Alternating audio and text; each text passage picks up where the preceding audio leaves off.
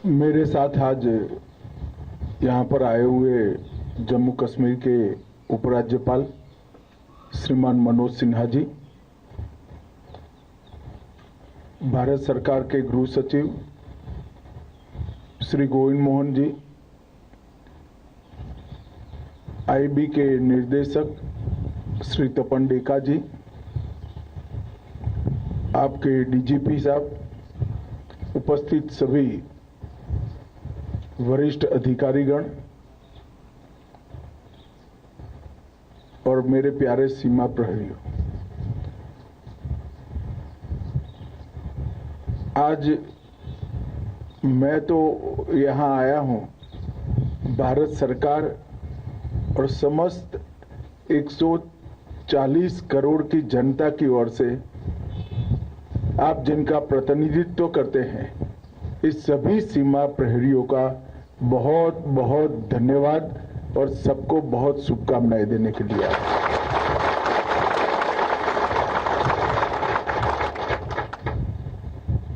क्योंकि जब भी भारत की सीमा पर किसी भी प्रकार का आक्रमण होता है, चाहे वो ऑर्गेनाइज हो, चाहे अनऑर्गेनाइज हो, चाहे वो खुफिया हो, चाहे सार्वजनिक हो,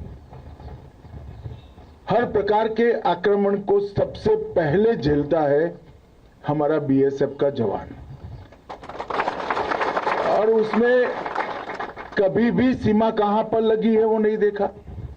रेगिस्तान हो, बर्फीली चोटियां हो, घना जंगल हो, नाले हो या पहाड़ी हो, कहीं पर भी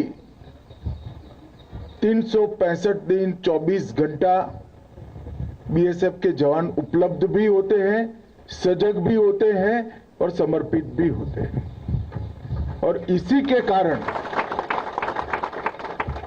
किसी भी प्रकार का आक्रमण सीधा देश की सीमा के अंदर बहुत गहरी चोट नहीं पहुंचाता, कि उसके सामने पहले मेरे बीएसएफ के जवान का सीना होता है और देश के नागरिकों पर जो आक्रमण आता है, बीएसएफ का जवान सबसे पहले अपने सीने पर इसको झेलता है। और इसी के कारण बीएसएफ के सीमा प्रहरियों को देश की सुरक्षा की प्रथम पंक्ति के नाम से एक देश का बच्चा बच्चा जानता है। मित्रों, इस ऑपरेशन सिंदूर के घटनाक्रम में अपनी परंपराओं को बनाए हुए जम्मू फ्रंटियर के बीएसएफ के जवान, राजस्थान फ्रंटियर के बीएसएफ के जवान और दूर सुदूर कच्छ की बॉर्डर पर जो जवान तैनात हैं, वो सभी ने पूरी सजगता के साथ सीमा की रक्षा का काम किया। जब पाकिस्तान ने हमारे आतंकवादियों के अड्डे पर किए हुए हमले का जवाब में हमारी सीमा और हमारे नागरिक रिहायशी इलाकों में हमला किया, तब जम्मू फ्रंटियर अकेले में लगभग 118 से ज्यादा पाकिस्तान की पोस्टों को तबाह और नुकसान पहुंचाने का काम हमारे बीएसएफ के जवानों ने किया। उनकी संपूर्ण निगरानी प्रणाली चुन चुन कर आपने ध्वस्त कर दी, जो खड़ा करने में दुश्मन को शायद 4-5 साल का समय लगेगा। इसका मतलब ये होता है कि शांति काल में भी आपने आपकी पैनी नजर इनके व्यूहात्मक स्थानों पर बनाए रखी। आपने सटीक जानकारी और इसके साथ साथ जब उस ओर से शुरुआत होती है तो कम से कम समय में सबसे ज्यादा क्षति किस प्रकार से पहुंचा पाएंगे वो सोच कर रखा, उसकी तैयारी भी की और ईश्वर ने मौका दिया तो कर भी दिखा दिया। मैंने आपके डीजी साहब से मुझे जो रिपोर्ट मिली उसको बारीकी से देखा है। सबसे बड़ा नुकसान अगर पाकिस्तान की साइड पर हुआ है तो उनकी निगरानी उपकरणों की क्षमता को ध्वस्त करने का हुआ है, और इसके कारण एक लंबे समय तक वो संपूर्ण जानकारी वाली लड़ाई नहीं लड़ पाए। एक 3 दिन के समय के अंदर 118 से ज्यादा पोस्टों को नुकसान करना या पूर्णतया ध्वस्त करना, ये बहुत बड़ी बात होती है। और ये बहादुरी तभी होती है जब देश पर गर्व होता है, दिल में देशभक्ति की भावना होती है और सर्वोच्च बलिदान देने का जज्बा होता है, तभी जाकर ये परिणाम आता है। मैं कोई लंबी बात करने नहीं आया हूं।